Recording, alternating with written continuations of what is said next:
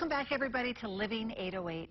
Sister Joan Chatfield has specific daily duties, both with her convent and the community. Yeah, that's right. Those duties were becoming harder and harder to perform. And Sister Joan, despite some fear, decided to get some help from the Vein Clinics of Hawaii.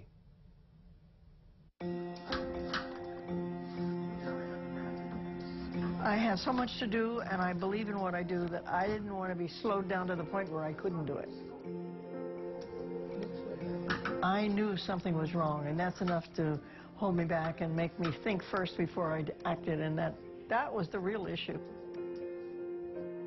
We're at Vein Clinics of Hawaii. We're talking about a procedure fairly new for varicose veins and various other conditions. One of the persons that's had the relief from this procedure is Sister Joan Chatfield. Thank you so much for being with us on Living 808. I appreciate it. Now, we're going to talk to your doctor, Julif, in just a moment. But first, I want to know what life was like before you had this treatment.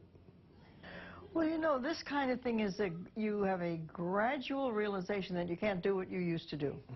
And you have a gradual realization that then gets to the point of you better do something about it. And I had a condition called lymphedema, and at the time I didn't even talk veins, I just thought lymph.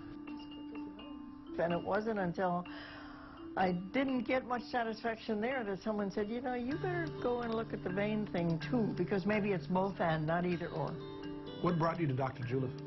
A recommendation of one of the local doctors here, Dr. Cyril Goshima, who is my internist, also my former student. I taught him in high school, so I deserve everything he gives me. Good morning, Joan. Oh, good morning, Doctor. When I first met Joan, it was obvious by her symptoms as well as by her examination that she had problems with vein function. And that's something that we call venous insufficiency. It has to do with the blood going in the wrong direction. But her main symptom was swelling. And she had pretty severe swelling that was really interrupting her ability to accomplish her activities of daily living. And we treated her. The treatment that she had primarily was something that we call endovenous ablation.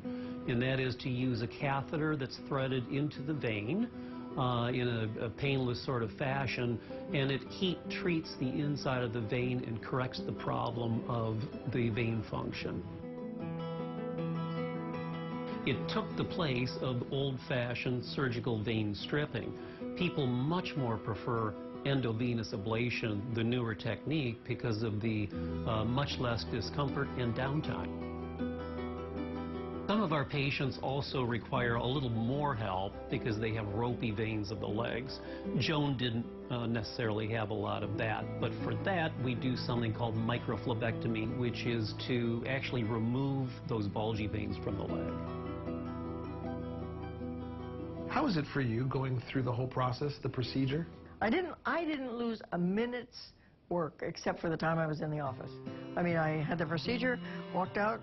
First 2 times I think I had to drive down, but the rest of the time I drove myself, and I drove myself home. I want to tell people, if it's the right procedure for you, don't be afraid. I think fear keeps a lot of people from coming in and getting it even checked out.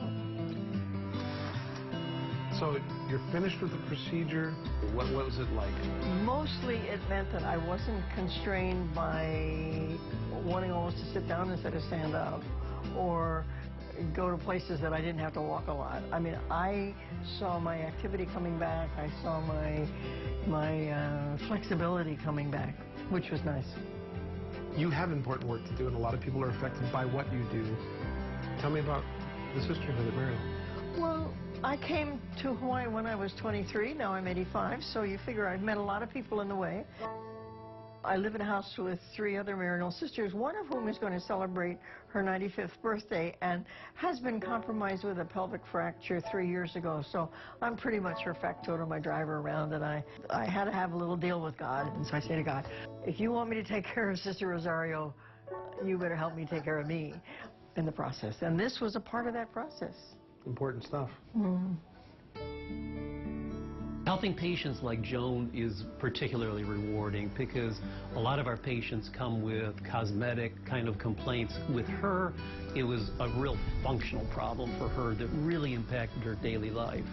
So to be able to fix that for a patient like Joan is just so tremendously rewarding. more so than many other types of medicine that I have practiced even in the past.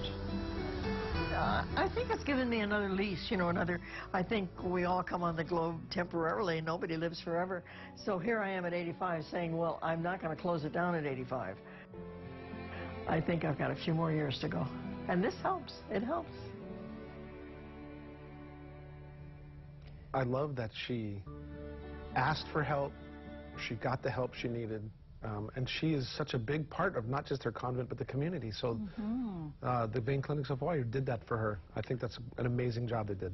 Very nice story with a happy ending. Yes. And I think the lesson too here is, you know, a lot of people live with varicose veins, and you know, a lot of people know that it may be unsightly to look at, Sure. but it can also lead to long-term health problems. So you really need to get that taken care of. And she herself admitted that there was some fear because of the old procedure, which would go in and it would actually be surgery, would have to take the veins out. It was very invasive, but now they have these non-invasive procedures. You know, you should at least look into it. Yeah. For sure. Yeah, that was a good story. All right, coming up on Living 808, we all know fruits are supposed to be a part of our diet.